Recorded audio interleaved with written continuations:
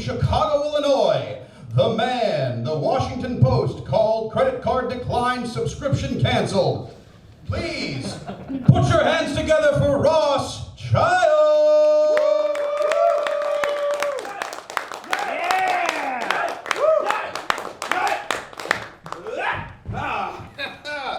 How's it going, everybody? My name is Ross Child.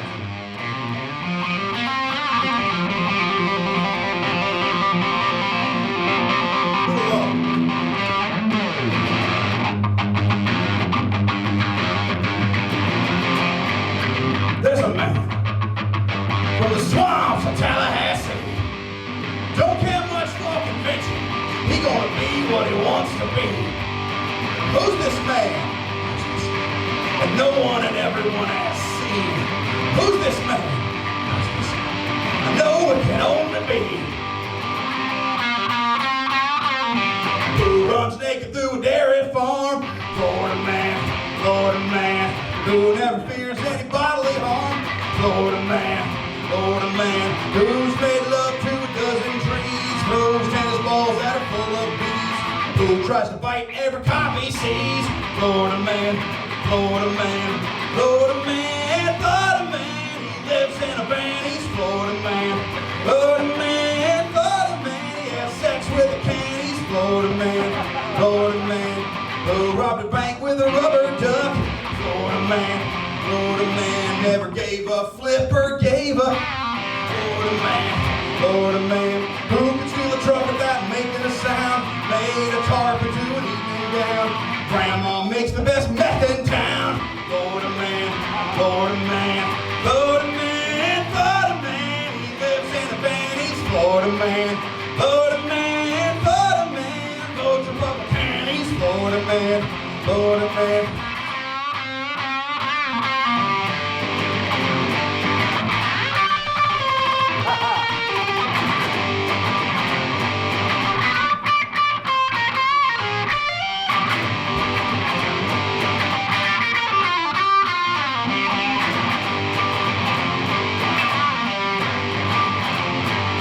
Who plays baseball with a feral cat?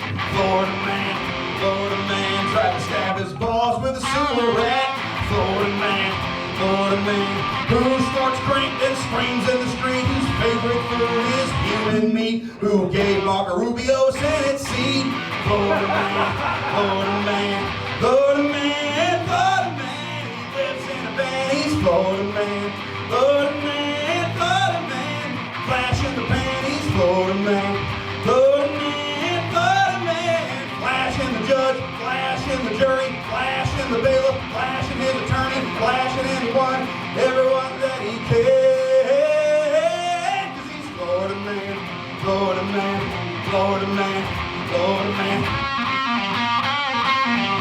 Grandma says next batch is gonna be ready on Tuesday, folks.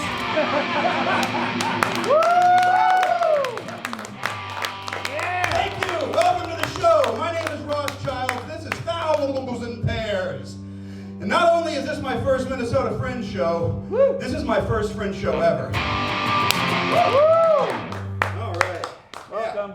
Woo! So, I should have brought some water on stage.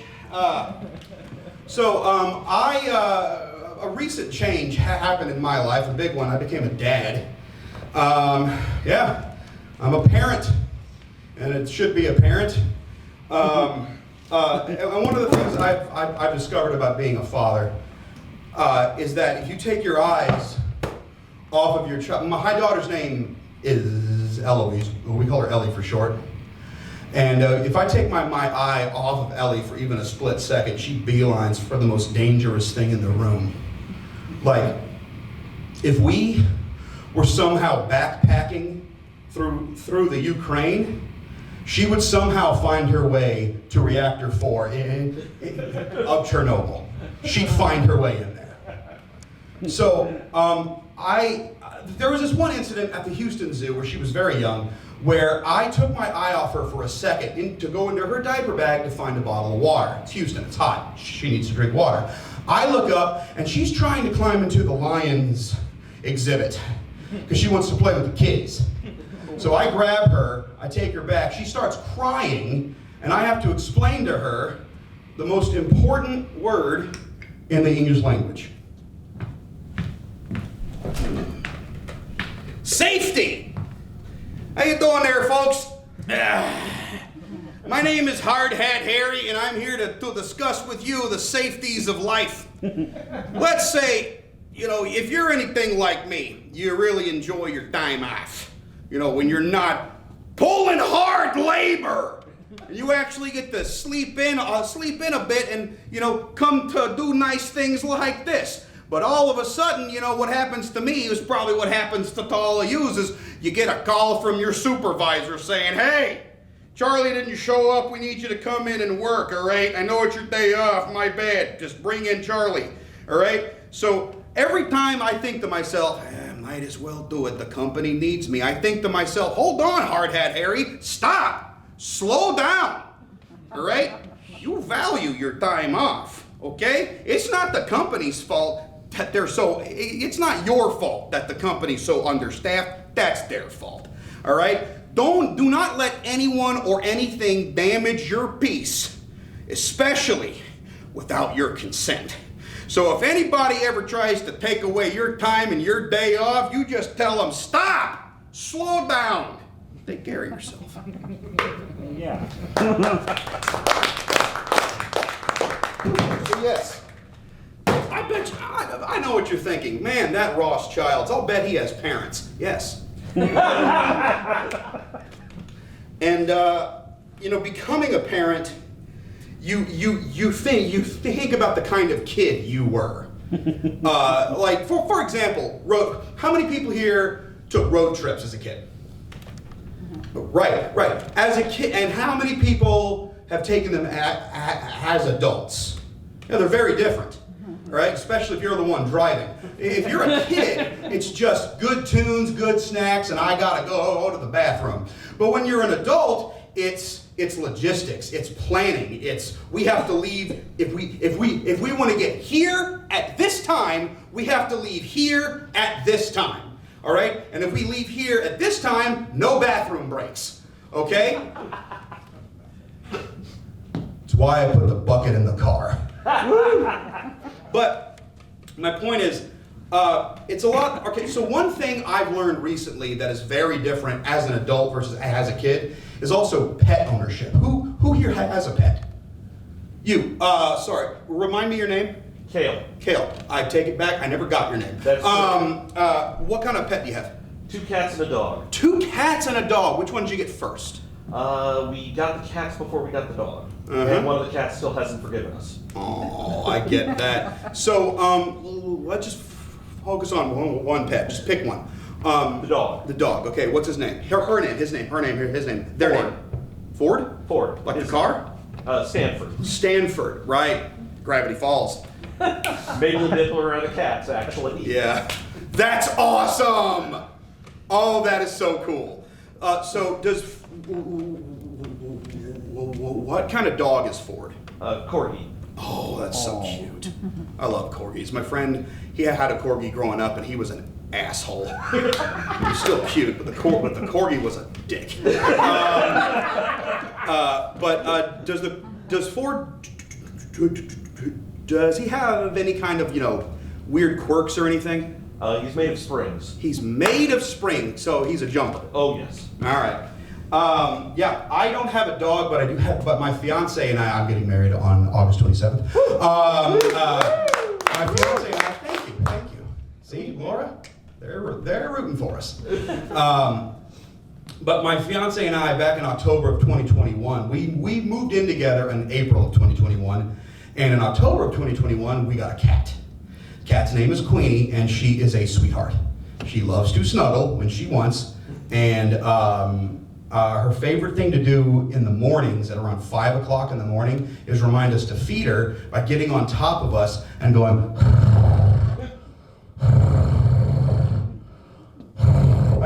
until somebody wakes up. She used to just do this thing where she put her paw on our mouths, but for some reason that didn't work. It reminded me of the cat I had as a kid. a cat by the name of Sammy. You know, because like I said before, I got a little sidetracked there, but as I said before, a pet as an adult versus a pet as a kid. A pet as an adult is still great. They're still love. They're still fun. But there's logistics. All right. You got to take them to the vet. You have to make sure they're fed on time. You got to clean up after them. You have to, make sure that they're getting their medicine. My cat has feline herpes, so we have to make sure that she's taking her feline herpes medication. But when you're a kid, a pet's just your friend. You probably have some chores revolving around the pet, but still, it's not, you don't have to worry about, veterinary stuff when you're a kid. But yeah, as a kid, I had a cat named Sammy, and he was the sweetest cat on the planet, and I am including Queenie in that sentence. She's got big shoes to fill. All right, Sammy was just a gray striped cat with the most piercing blue eyes you've ever seen. And I remember the first time I ever saw this cat. I was on a couch, cat came around the corner, I looked down, and before I had a chance to say, "Oh, hey buddy, you must be," he hopped up on the sofa's arm,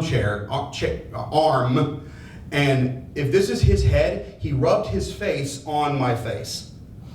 And it was the cutest thing. No cat has ever done that before or since. So I knew he was going to be my best friend.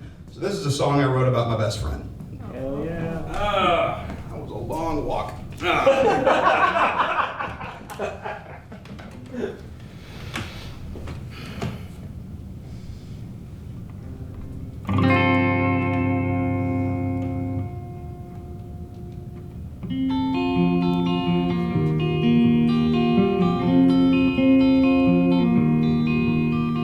Soft and fluffy, pure and gray, gorgeous creature, you make my day. When you are lonely, you sleep on my head. When you are angry, you pee on my bed. You're the sweetest kitty, so furry and so pretty. The sweetest kitty, you scratch my face in a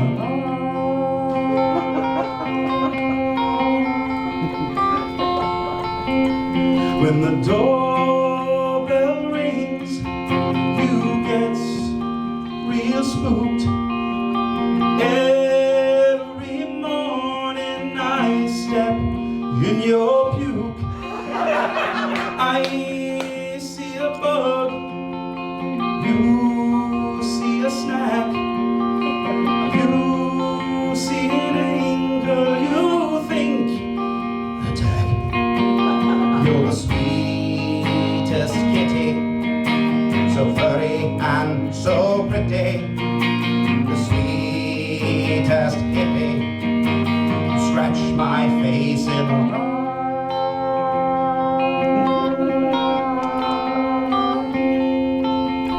you go outside and inside, and outside and inside, and outside and inside, and outside and inside, and outside and inside, and outside and inside, and outside and inside, and now make up your mind, please. I need to go to work, okay? And I can't do that if you're in the middle of the door. And you're looking at me like I know what you should do. You can only make this decision because you know the second I close that door, you're going to be going, "Meow," and I need to go to work. I can't, the cat made me late is an excuse that's not flying anymore. And my boss loves cats, all right? He loves cats, but this is not going to work, okay? So you need to make a decision, okay? Inside, you sleep on the couch. Couches are nice. It's warm. There's air conditioning. Outside, you sleep in the grass. There's bugs. There's dirt. You try to kill birds on the water fountain, but you're about 20 pounds overweight for a cat, and that's not going to, you just end up knocking over the feeder, all right? So why don't you just no, this is not time for belly rubs. Not time for her belly rubs. Not time for belly rubs. No, at least let me close the door. I'm sorry, kitty, I didn't mean to shout. Please come out from under the coffee table, please, kitty, please come out. That's it, little kitty, I'll pet your little head. Come on, little kitty. Ow, son of a bitch!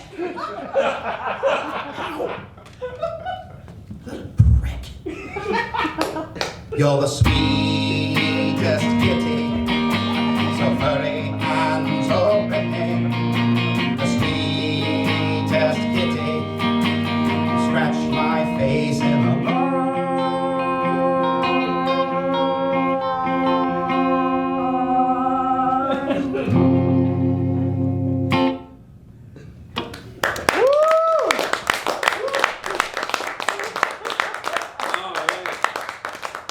Let me ask y'all a question. Y'all like fast cars? Hell yeah. Yeah. I said you like fast cars! Yeah! Well, this is a song about a fast car.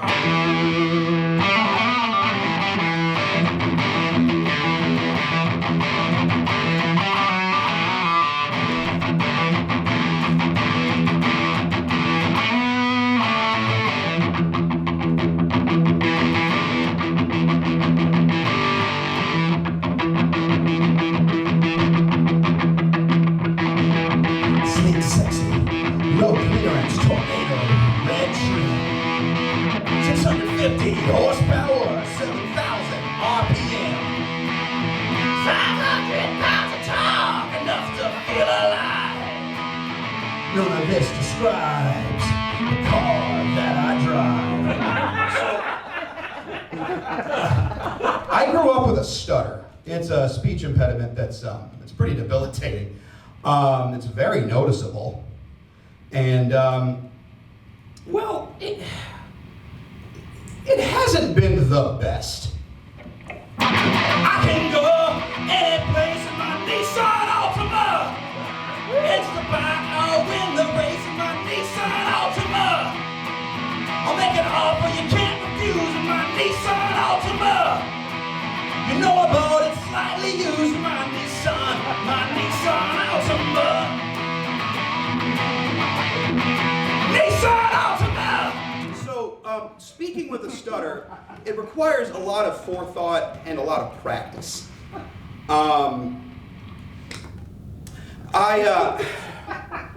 Obviously I got made fun of and bullied a lot in school, and well, that's how it relates to parenthood in this sense, because well, my parents, they wanted to help me as best they could, of course, but I always thought they just wanted me to be normal.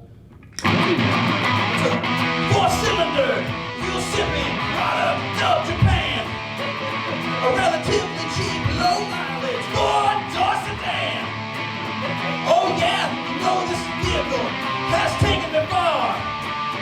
Of all the cars that I've owned, it certainly is a car. Yeah, I can go any place in my Nissan Altima. Against the bike, I'll win the race in my Nissan. So when I was around 7 or 8 years old, I started going to speech therapy. And that was fun. That was fun learning technique. And I do mean it was fun. I learned techniques, breathing exercises, ways to, avoid the stutter, especially considering that I was choosing, I was developing the interests in the public arts, the public-facing arts, which is not conducive to a very repetitive speech impediment. For those of you that don't know, the mechanics of a stutter vary differently from person to person. Mine exists right around here, right in this little guy, and I can feel it. It's like there's a blockage, as if you're choking on your own words, but not in a figurative sense. It's when you're given like a show and tell in the second grade, it can be pretty demeaning. It's completely fine when you're driving a Nissan Altima. I can go any place in my Nissan Altima. Against the bike, I'll win the race in my Nissan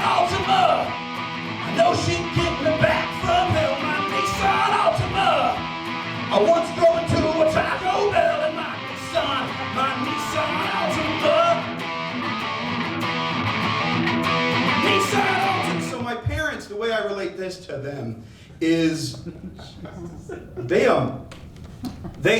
I thought they wanted me to be normal, but I understand how now that I am a parent, just imagining seeing your child being mocked like that, being ridiculed, it tears you up inside. And knowing that there's really nothing you can do about it because you can't, like, this isn't an action movie, you can't take revenge. You'll go to prison. Then your kid's gonna have a stutter and a dad in prison. You're just making things worse for him. But so one of the things that they did for me, it was very generous. They got me this device called a Speakeasy, which, Speakeasy? Speakeasy, it's right there. And I looked it up, the term speakeasy is not copyrighted. They could have called it a speakeasy. But I guess, booze, whatever, I don't know. But it was this tiny little earpiece that you stick right in there, right in your non-dominant ear. And what it does is it plays back the sounds you hear about a split second after you hear them in this ear. So it's like this weird cacophony of balance, but for some reason, and I do not understand the science behind it, it worked. You know, I didn't stutter as much. I still stuttered a little bit because it's a persistent son of a bitch. But I hated it because people had to repeat themselves around me a lot, and I was like, say that slower, please. I'm getting feedback. And I eventually just stopped wearing it because it was also a bitch to clean. Because the worst part is that it was so small, I had a hard time taking it out of my ear. Like, I pretty much had to dig it out of there. It was about the size of 2 peppercorns. But my parents weren't happy when I decided to stop wearing it. But they accepted it. But I later found out why. You know how much this little device costs? With insurance, $5,000. With insurance, yeah, which is roughly the down payment on a brand new Nissan Altima.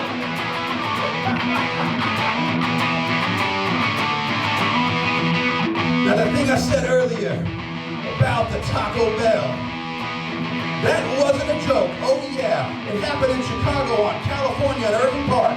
There was a combination KFC Taco Bell there, and I drove right into it. I was going just a little too fast, and it was raining, and my car slipped. It was a miracle. Nobody was killed. Nobody was killed. It's a miracle. No one was killed. Yeah. Oh yeah. Oh yeah. Miracle. No one was killed. But the best part is, I still got a cheesy gordita crunch. Cheesy gordita crunch. Cheesy gordita. Could I get a ride home? Because they did take away my license. Woo!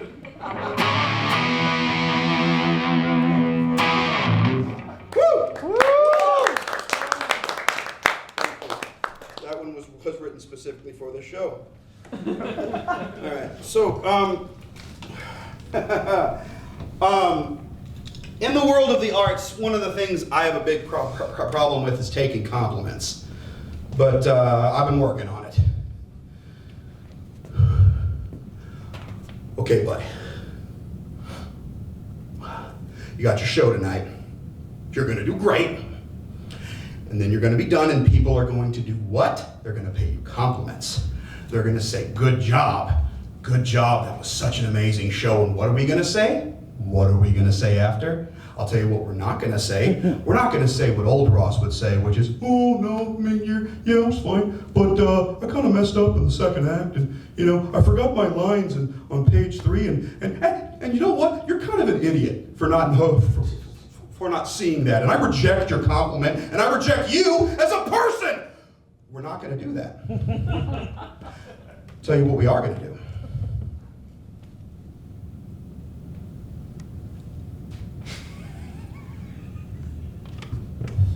Thank you. We're just going to say thank you. Say thank you.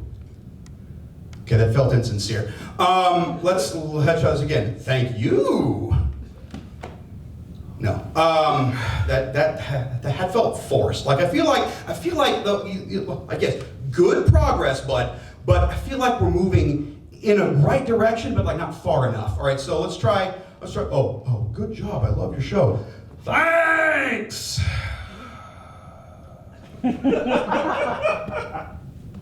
Closer. We're closer there. We're closer. I really enjoyed your show. That thing you did in the second act. Dankeschön.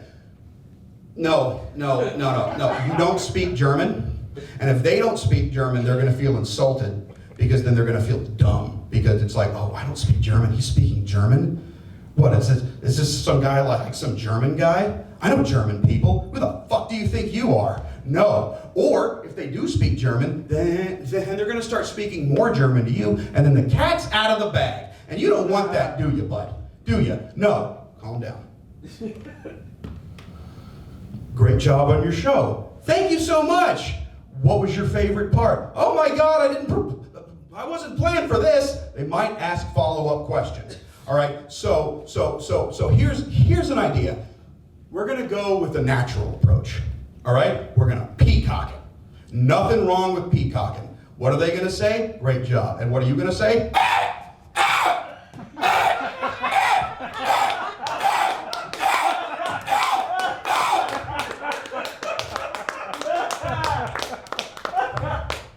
That's the one. That is the one. So, I left my phone backstage. Crap. Well, all right. So I'm on TikTok, and if anyone else enjoys that app, if you could do me a favor and just follow me.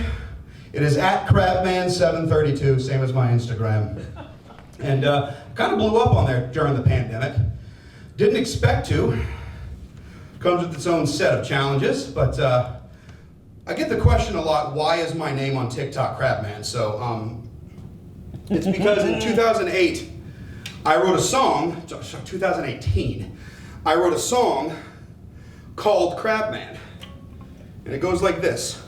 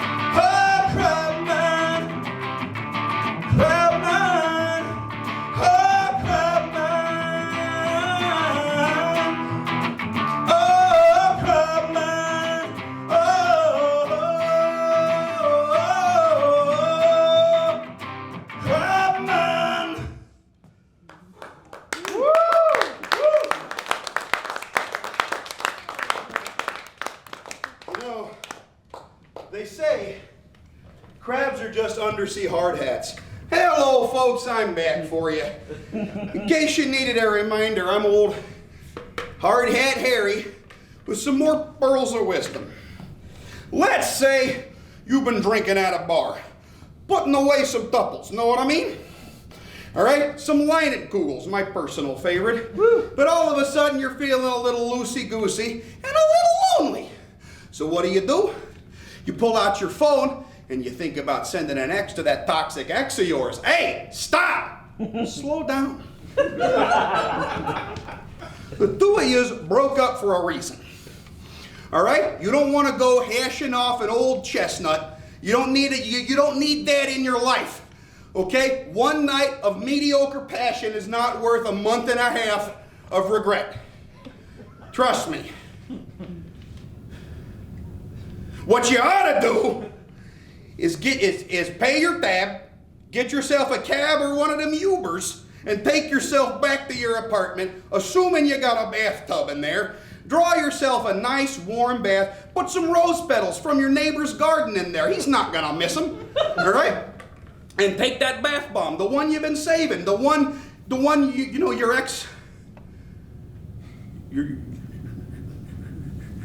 ex-girlfriend got you for your birthday that one time, and you were saving it for a special occasion. Well, the special occasion's now.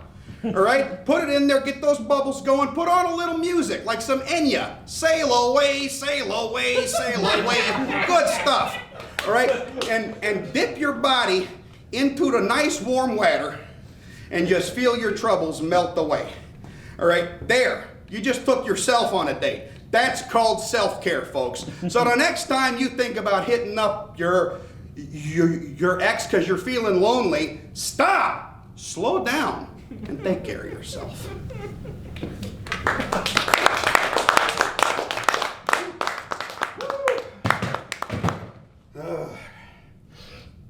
So earlier I mentioned the pandemic. Pandemic was hard on everybody, but it was especially hard on folks in my situation. My daughter had just been born, and she lives with her mother, who is my ex. And so we don't live together. And it became very apparent that I wasn't going to be able to see her for a while, at least not in person. So that was the hardest thing about the pandemic for me, was the isolation from your friends and family. Screens only work so far. But I'm an optimist. So I believe in finding the silver lining in every cloud. For me, the pandemic, that was the fact that for every aspect of life, pants were optional. You take your comfort where you can get it. So this is a song I wrote about that.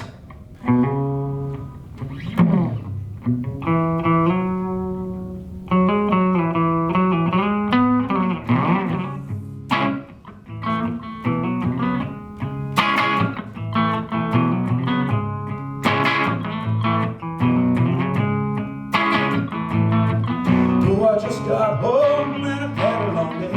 My hair's nearly combed, I'm working hard for my pay. But this suit and this tie might as well be my tune. So I let it all fly when I'm alone in my room. Now I'm feeling so free, like I can let myself go. Lose the pants, socks, and shoes, like burning fire below. But I keep on the shirt, it's like the tiniest gown. Now I'm living my truth, I'm naked from the waist down. I'm Donald Ducking it, yeah. Donald Ducking it, yeah. Donald Ducking it, yeah. Feel the wind on your naughty.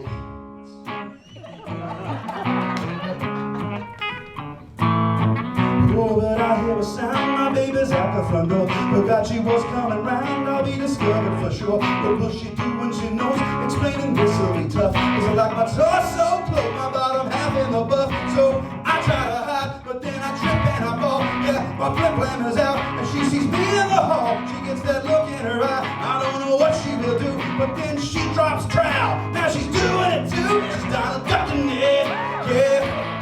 She's Daisy Ducking it, yeah. She's Daisy Ducking it, yeah. It's awful cold, Winnie the Pooh. Wow!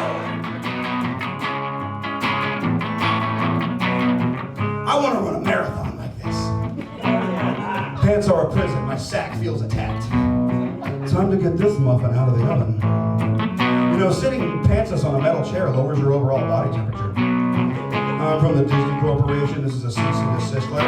Oh, we're going strong and it don't feel like a thing. Got an uncovered dong, the coochie's out in the wind.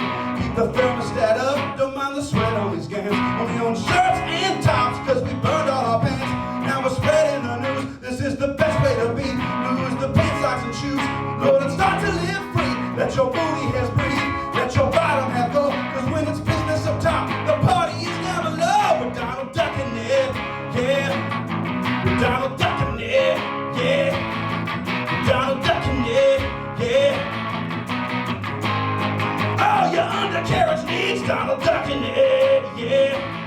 We're Donald ducking it, yeah. We're Donald ducking it, yeah.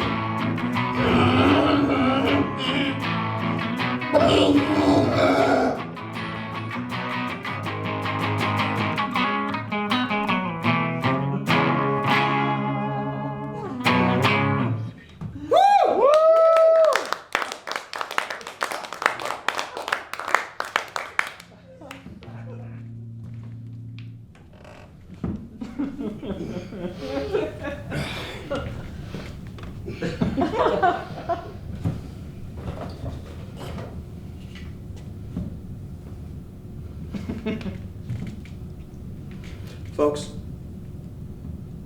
I want you to take a moment. Good work. You just took your first step towards a better you. My name is Vince McKenzie, and I am here as a motivational consultant, but really, why I'm here is to tell you about power. The power in all of your hands. It's in my hand, it's in your hand, and that is the power of synergy. Synergy is around us, it's in us, it's outside of us. Have you ever been to Boston? Yeah. That's synergy. Sir, what's your name? Jim. Jim! Jim. I love that name. It's short, it's sweet, it's to the point, and it's very, very, very hard to misspell. If I ever need you for something, Jim, I know you're going to be there. Jim, I have a question. What do you see in my hands? A birdhouse. At first glance, yes. But what is a birdhouse if not simple, cold engineering, balsa wood and glue? No, Jim, this is a bird home. And a bird home has love in it. And it's waiting for a bird. Jim, do you like birds? Love birds. This is for you, Jim. Oh. That's your bird home now. Oh. And you don't have to pay a mortgage on it, Jim. Why? God. Synergy. What's your name, sir? Alex. Hey, Alex. You know what? You want to know a perfect example of synergy? Okay. Saltwater taffy. Why? I'm so glad you asked, Alex. Saltwater taffy is the best of both worlds. It's candy, and it's the ocean. Here you go, bud. Saltwater taffy. This is what synergy is all about, folks. This is what it's all about. The light is bright, and it's shining on us. Synergy moves through you. You. Are you a go-getter? Yes. Exactly. Never ask a question you don't already know the answer to. That's synergy. That's what that is. He's a go-getter. And I bet you are too, man. There's things in life that you want. They're not going to come to you as much as you want them to. You have to go get them. But don't fret the movement. Embrace the synergy. Outside in the world are boats. What do boats weigh? A lot? They don't in this place. There you go. Thank you. So many people in this world are obsessed with weight, when really, the distinction is obvious. Volume. Volume and synergy. Folks, I'm excited right now. What is beneath us right now? That's floor. What's above us? That's a ceiling. And what's between us? Potential. Potential fueled by synergy. Folks, I'm gonna leave you with one more thing. If you ever see your planned potential right in front of you, you have to embrace it. You have to hold on to it. Excuse me, what's this? Getting a call. Hello? Oh, hello, opportunity. What's that? Oh, sure, I'll put them on. It's for you. Synergy. Synergy. Synergy. Synergy. Synergy. Synergy. Synergy. Synergy. Jesus Christ. He embraced synergy like you wouldn't believe. They all did. Synergy in the Bible. That's the dumbest thing I do.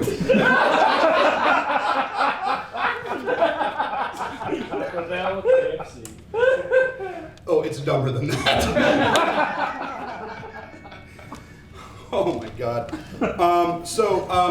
Yeah, I kind of went off on a long tangent there, but I'm trying to get things back on track. As a dad, I'm choosing to embrace dad jokes.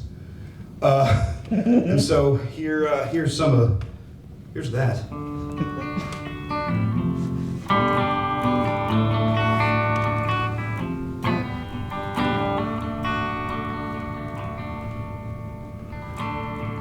The clothes I'm wearing right now are from my dirty laundry bag. Because all my clean clothes were just soaked in ginger ale this morning. It's the last time I use a Canada dryer. Before I came here to Minnesota for the Fringe, I had to check things off. The checklist went as follows. Fuji, Golden Delicious, Red Delicious, Honeycrisp, just those 4. Now I can come to Minnesota because I finished my mini apple list.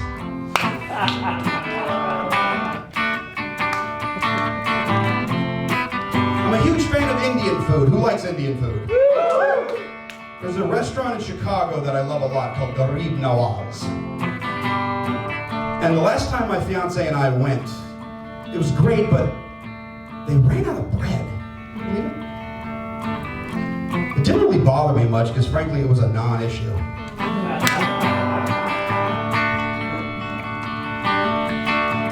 If you're anything like me, you struggle with time management. I'm late everywhere I go, but I found a trick and you can use this.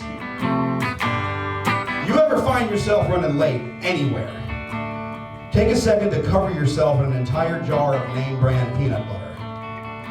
Because that way, no matter what time you arrive, you're there in a jiff.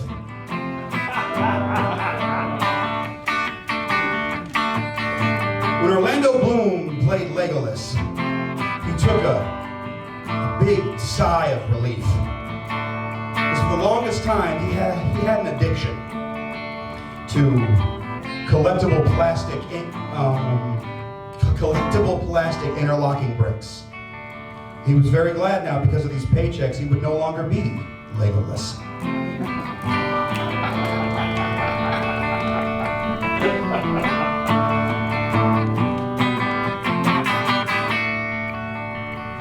Shrimp cocktail, please. Lobster vagina face.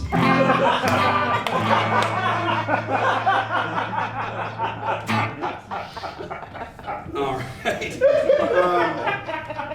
I got a couple more things for you. So when I became a dad, I've always been a big fan of television and just the visual arts and movies and TV. But when I became a father, or when I found out I was going to be a father, even before she was born, I began watching sitcoms a lot more critically, especially of the dads. So I watched a lot of TV dads. Just people out there, who are some of your favorite TV dads? Homer Simpson. Boom! The first one's always Homer Simpson. Because he's the quintessential TV dad. You know, he was actually written as like your stereotypical fat, lazy, stupid dad. He's just fat, lazy, and stupid, even though he works at a nuclear power plant. But when you go beyond just the surface, the surface stuff, you realize Homer Simpson is actually a really good father. You know, he never abandons his kids. You know, I distinctly remember an episode where he gave up on a dream of his. He sold his ticket on the Duff blimp for Lisa Simpson. Yes, you can clap. You can clap for that. He sold it to Barney, who crashed it. Spoilers. But he sold it to Lisa so that she could get into a beauty pageant. You know, because he thought that that's what she wanted. It's not what she wanted, but he thought it was. So he tried. And you know, one thing that always bugged me about Homer, back to the whole nuclear power plant thing, it was just, what did that say about the late 80s and early 90s that Matt Groening believed that a blue-collar job was a safety inspector at a nuclear power plant? That's a job that requires like at least 8 years of advanced schooling. That's not blue-collar, all right? And yet he got it with a high school diploma? I mean, no one's ever going to accuse him of being overqualified. Okay, what's another TV dad? Michael Bluth. Michael Bluth, yes. Oh, you want to talk about a guy who just does his best, all right?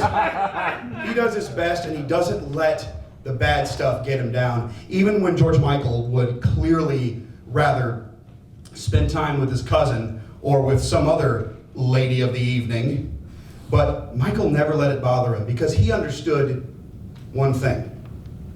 You know, you take the wins when you can get them. And when the wins don't happen, you just got to take that too.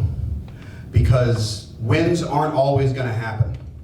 And as a father, it's your job to make sure your child is safe and secure and cared for. And you have to understand that it's not the child's job to make you feel validated. That's just something that you have to accept. You know? And besides, he didn't have anything to worry about, because there's always money in the banana stand. Until you burn it down. One more. Anyone? Ray Romano. Ray Romano. Everybody loves Ray. I got two boys. They have twins. Deborah. That's as much as I know about that show. I'm kidding. Ray Romano. There's actually a bunch of dads on there. There's two. There's Ray, and then there's Peter Boyle, his father, and God rest him. But like that's another guy who was just Ray had a lot of problems. He was very neurotic, and he was also very anxious, but he didn't let that stop him from being a good husband and a good father, and listening to his wife when it made sense to. It came out wrong. Listening to his wife when it's appropriate. It's always appropriate to listen to your wife. All right? And sometimes he'd rather be playing golf, but when it's important, he puts his family and family's always important, and he puts his family first. That's what I love about Ray Romano. That's why everybody loves Ray.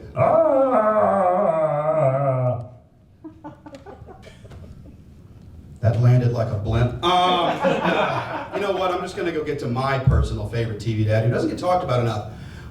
Who here's seen the show Titus? With Christopher. Thank you. Yeah, 2000 and 2002. Christopher Titus's dad, Ken Titus, was played by Stacy Keach, who was an incredible actor.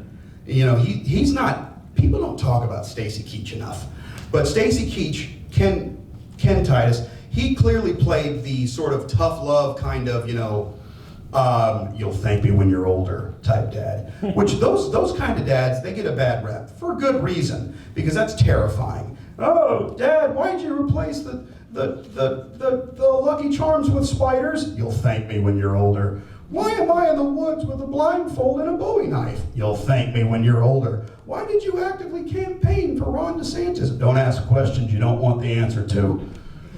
But one thing I've learned to appreciate about those kinds of dads is when you look past the tough guy facade, you see a lot of fear. And that's fear of doing the wrong thing. Fear of, quote, screwing up your child. Well, I've got good news. You're going to screw up your child. It's an inevitability. Because guess what?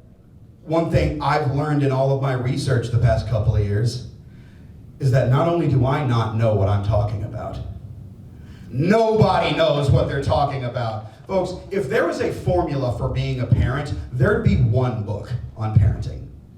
There is not just one book on parenting. There are thousands. How do you choose one? You pick one and you're basically picking, okay, well this is how I'm gonna fuck up my kid. What doesn't this say? There you go. That's how you're gonna screw them up. But here's the thing, we're all screwed up by our parents because our parents did the best they could with the information that they had. And sometimes they did great. And sometimes they fell short. And sometimes I'm gonna do great. And sometimes I'm gonna fall short. And that's just how it is. The most important thing is that you love them and you never stop. My friend Colin, he's a new father too. He had a great quote for this, and I'm going to share this with anyone in here who either is a parent or wants to be a parent, and that is this: get caught trying. So I'm going to leave you with one last thing. My dad is a great dad. He's not a tough love, you'll thank me when you're older dad. He's not very expressive, though. It's not that he's like emotionally unavailable. They're there. They're just like, he just doesn't know, like this is his neutral. Yeah. I mean, it's obviously not like that if he ever sees this. But like, you know, I love you, Dad. But like, the thing is that the way he expresses himself, he sort of picks and chooses his moments. And my favorite thing that my dad does is whenever he gets a new toy, his eyes just light up. All right? Who here has an air fryer? Yes. Aren't they amazing? Okay, my dad, he got an air fryer a couple years ago. And before he got an air fryer, I'd never heard the term. All right? But 20 minutes later, I was an expert. Because he says to me, it's like, you put a little bit of, just a little bit of oil in this, just a little bit of oil. And then you can just fry anything. You can make fries, you can make chicken, you can make pizza. You can make pizza in this thing. You microwave what? Who knows? All right? The air fryer is the future, son. And so I wrote this song as an ode to that device, which I believe needs to be an appliance, a standard appliance in every American home. All right? Right up there with the refrigerator, right up there with the microwave, right up there with the Mr. Coffee. The air fryer deserves its day in the sun. And so that's why I wrote this song, and just a bit of a plug, I also recorded it at Sun Studios in Memphis, Tennessee.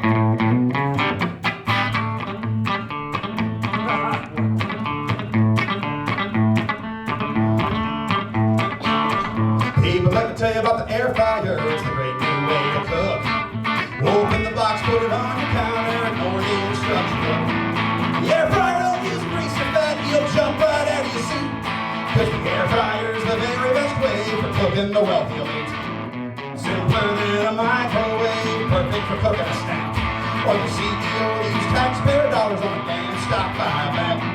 Dry rubs or marinades, hot air fries with ease. Turn Mitch McConnell into a roaster, you won't use any booze. Air fry the rich, air fry the rich.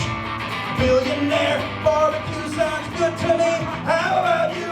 Air fry the rich, air fry the rich.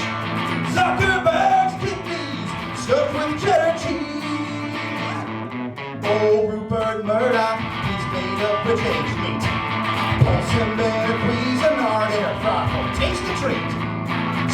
Let him liberally crank the heat on that sumbitch. Add a squirt of lime juice, he tastes a little rich. Air fry the rich, air fry the rich. Wall Street fricassee, save 1 or 2 plates for me. Air fry the rich, air fry the rich. Thomas A. Kennedy, the CEO of Raytheon. You do well in aluminum foil with some carrots, potatoes, and corn.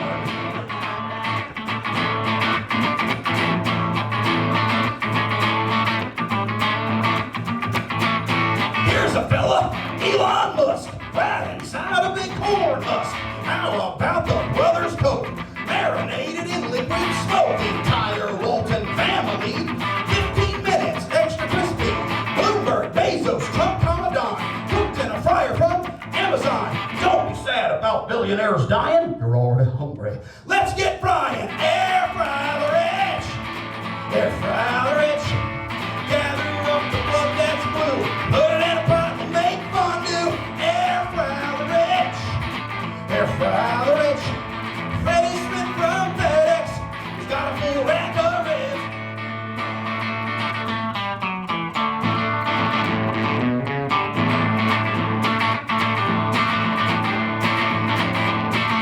Freezer's in the red, but the air fryer's in the black. The fridge is full about 1%, now we all get a taste of snack. Balls around are bursting, spilling out to the street.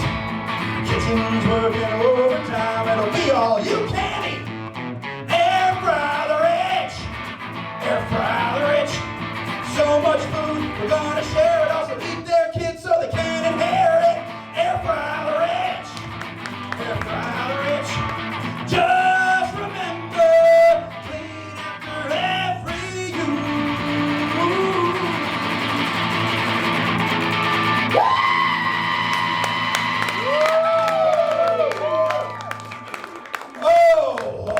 That's some nasty heartburn. Who's got a Zantac? Thank you very much, folks. Thank you. My name is Lost Child. You can find me on Bandcamp, on SoundCloud, anywhere online music is found. Follow me on TikTok at CrabMan732. Thank you, Fringe. Thank you, Minneapolis. And thank you, all you nice people.